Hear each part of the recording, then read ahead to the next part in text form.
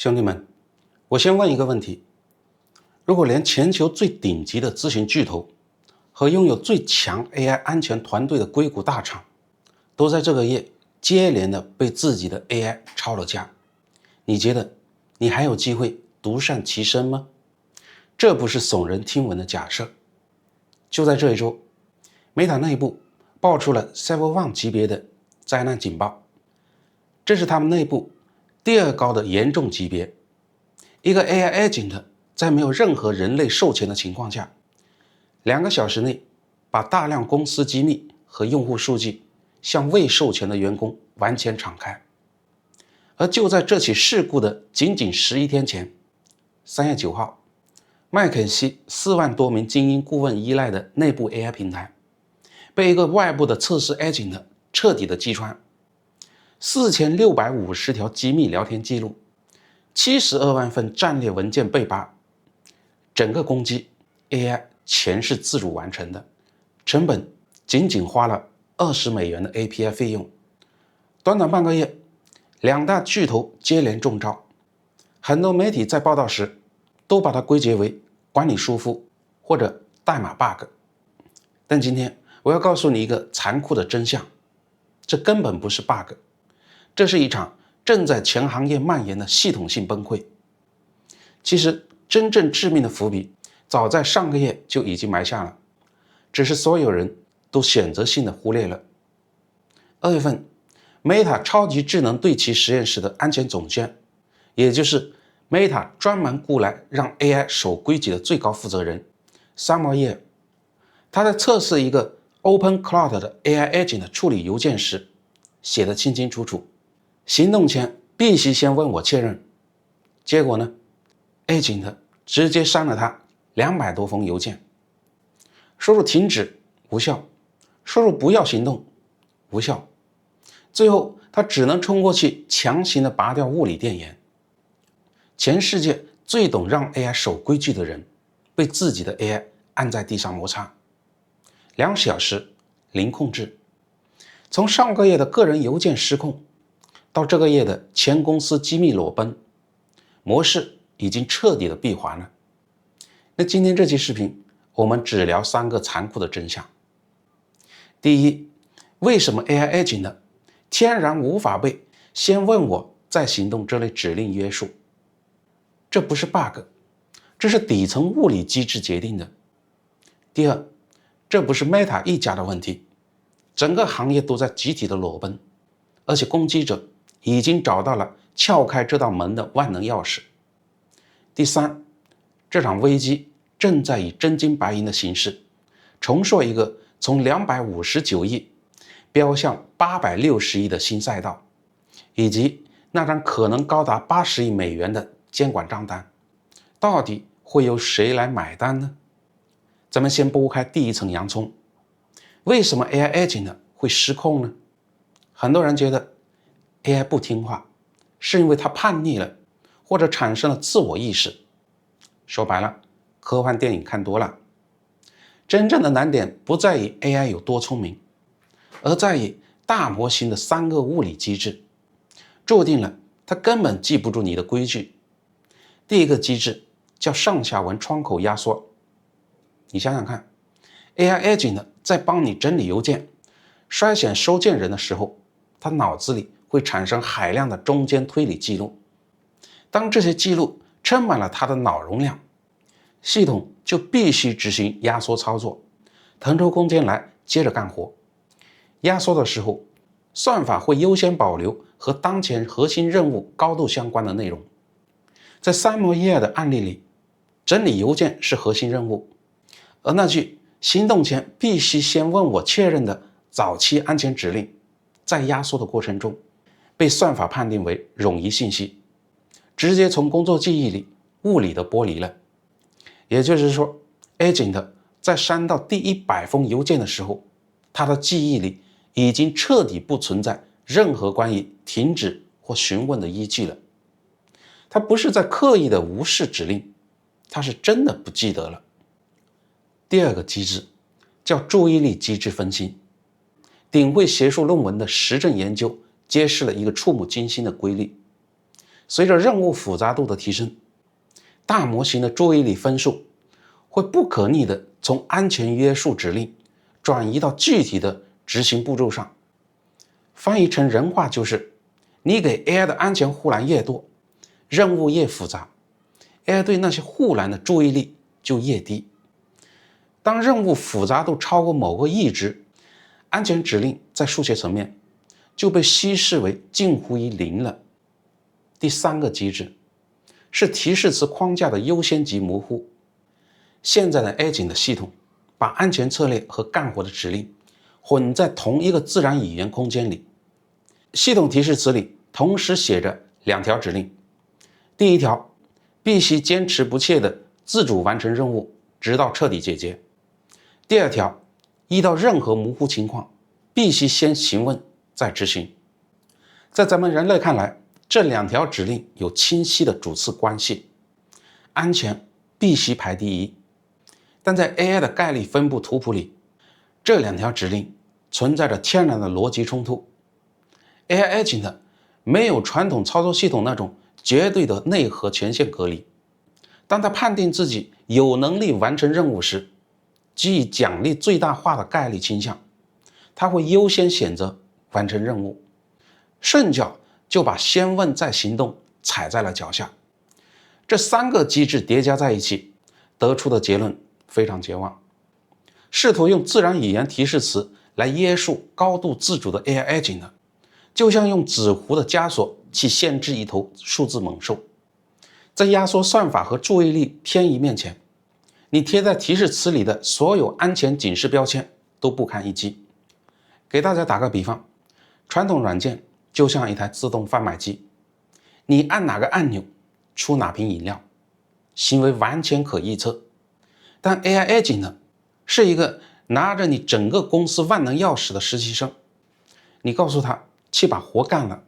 但遇到不确定的事先问我。但他在高强度工作了3个小时之后，大脑强行清空了缓存，早就忘了你说过先问我这句话。而且这个遗忘不是他的错，是因为他的大脑构造决定了他必然会遗忘。但是兄弟们，你可能会说，这是 Meta 自己研发管理的问题，其他公司部署 AI Agent 呢会更谨慎。那接下来的这组数字会让你彻底打消这个念头，因为整个行业都在集体的裸奔。传统企业级软件核心功能成功率要求4个9，也就是 99.99%。 但 AI Agent 呢，在最好的条件下也只能勉强的达到 90%。 只要任务稍微复杂一点，就有 15% 到 30% 的概率出现意外偏离或者执行失败。更可怕的是抗攻击能力。在没有任何专用防护的环境下，针对 Agent 的提示词注入攻击，成功率高达 62%。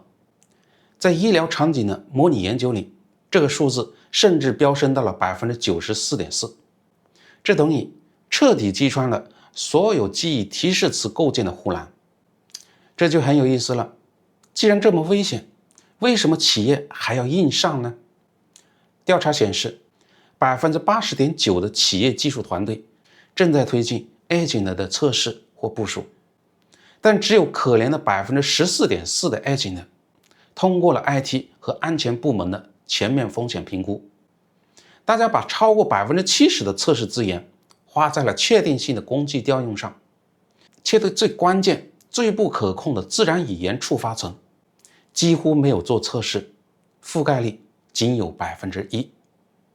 如果说刚才这些数据只是隐患，那接下来的这个东西就是已经引爆的核弹。就在 Meta Site1事件发生的前后，安全界披露了一个让 AI 社区彻底震惊的0日漏洞，代号 Cloud Jacket。 这个漏洞有多离谱呢？它允许任何恶意网站通过浏览器里的 WebSocket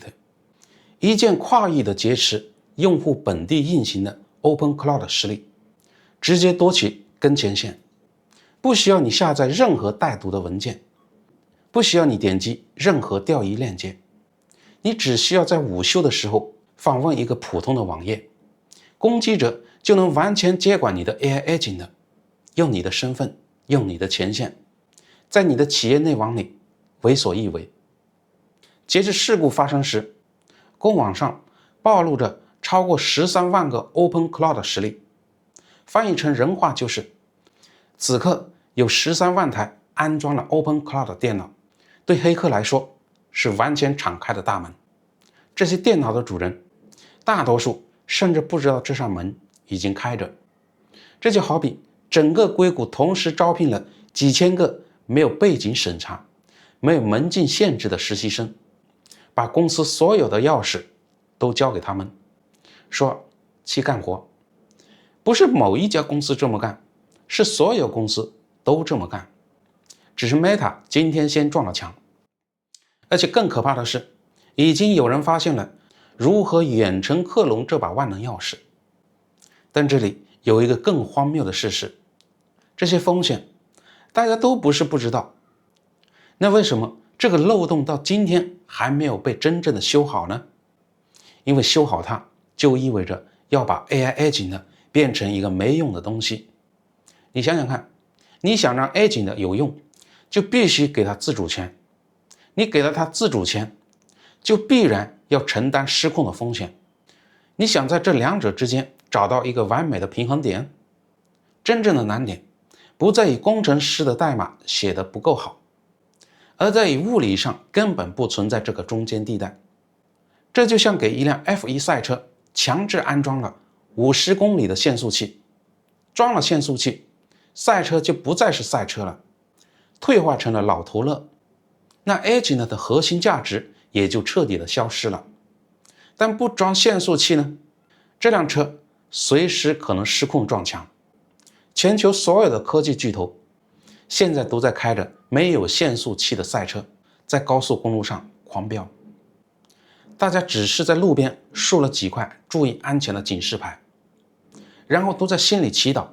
自己千万不要是下一个撞墙的人。连 Meta 超级智能对齐实验室的安全总监都控制不了自己的 AI， 还有谁能拍着胸脯宣称自己控制得了呢？这就很有意思了。就在SiteOne事故爆发的同期， Meta 依然还在计划大规模裁员20%的人力，同步全面加码 AI agent 的部署和研发。说白了，你的 agent 刚刚把公司最核心的数据向100多个未授权员工敞开了大门，你的应对方案是什么呢？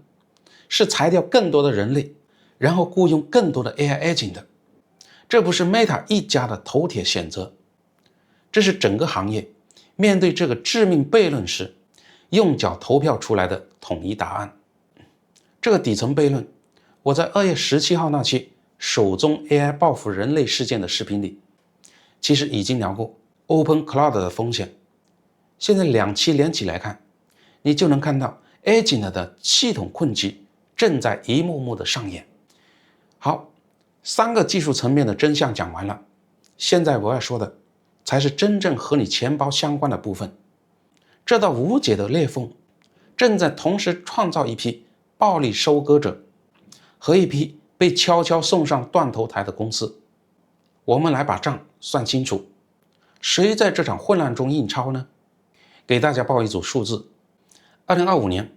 全球 AI 网络安全支出是259亿美元，到了今年这个数字预计要暴涨到513亿美元，增幅接近翻倍。2027年的预测更是要达到860亿，2年时间从259亿到860亿，翻了3倍多。这场危机压根没有摧毁 AI 赛道，资本反而以风险定价的方式，用真金白银为 AI 安全创造了一个庞大的增量市场。专注 AI agent 的安全治理的 Hidden Layer 和 Zanity 成了资本市场的绝对宠儿。Hidden Layer 拿下了5000万美元 A 轮，估值大约2个亿。Zanity 拿下了3800万美元 B 轮，连微软的 Amtrov 基金都跑来战略跟投。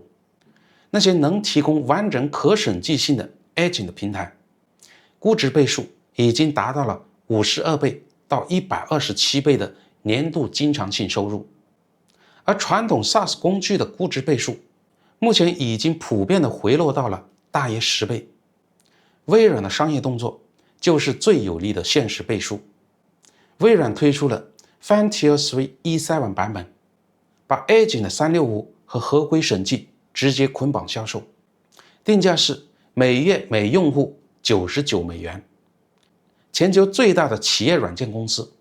正在用这个定价告诉所有人，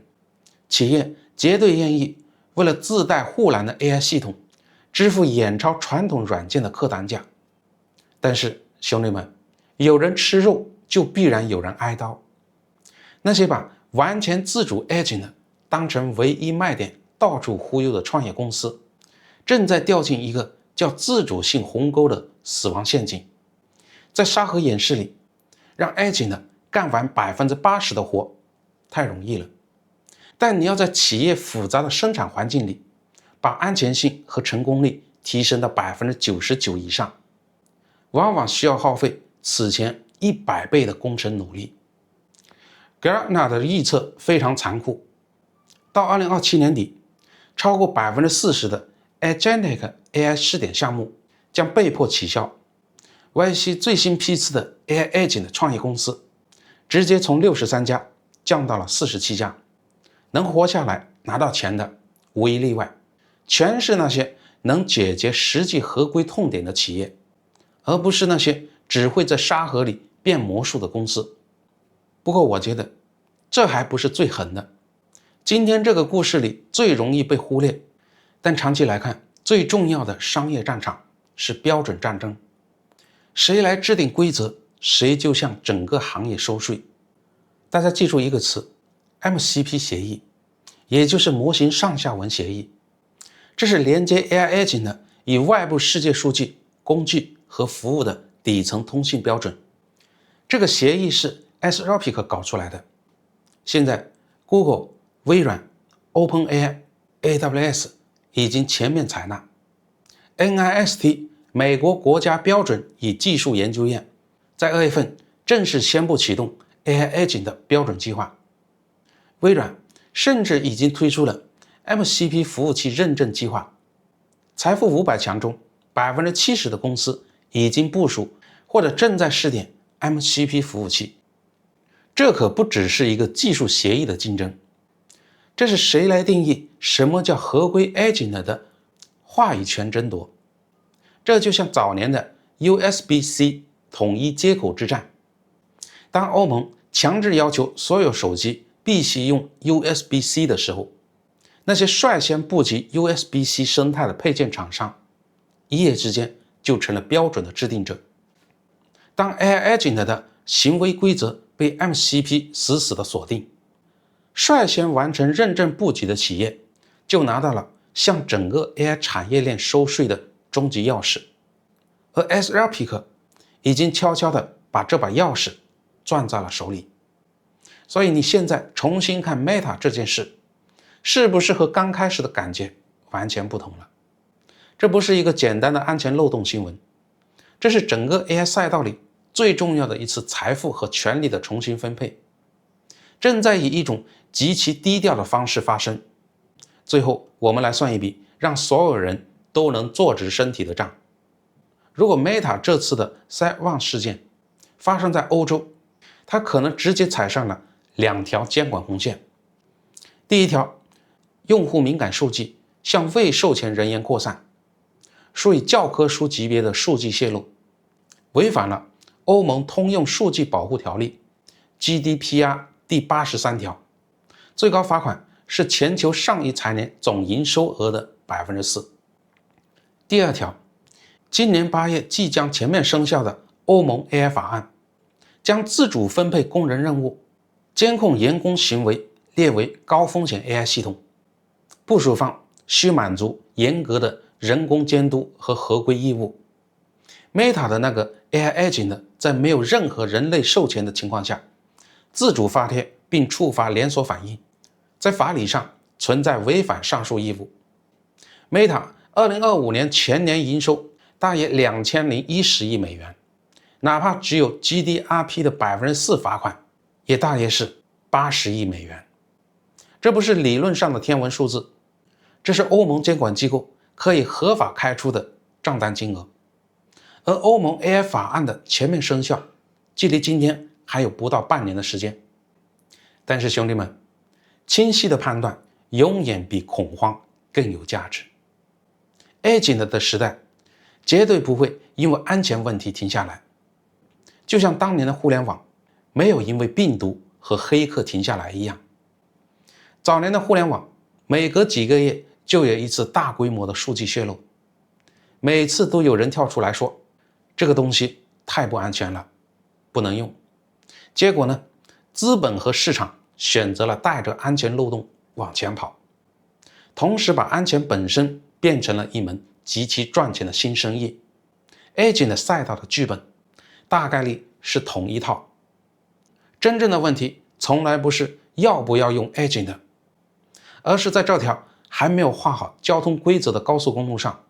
谁先建好了护栏，谁就掌握了收过路费的权利。而且那张过路费的账单现在可是真金白银的。 Meta 今天撞了墙，其实是给这个行业留下了一块最清晰的路标。在这里我也想看看大家的商业推演。面对这场 Agent 的安全危机，你觉得最终谁会成为这个赛道真正的护城河呢？是 Hidden Layer 这类专做 AI 安全的公司，还是 Anthropic 凭借 MCP 协议悄悄把标准战争打赢了？或者说，你觉得那张80亿美元的欧盟罚单真的开出来的那天，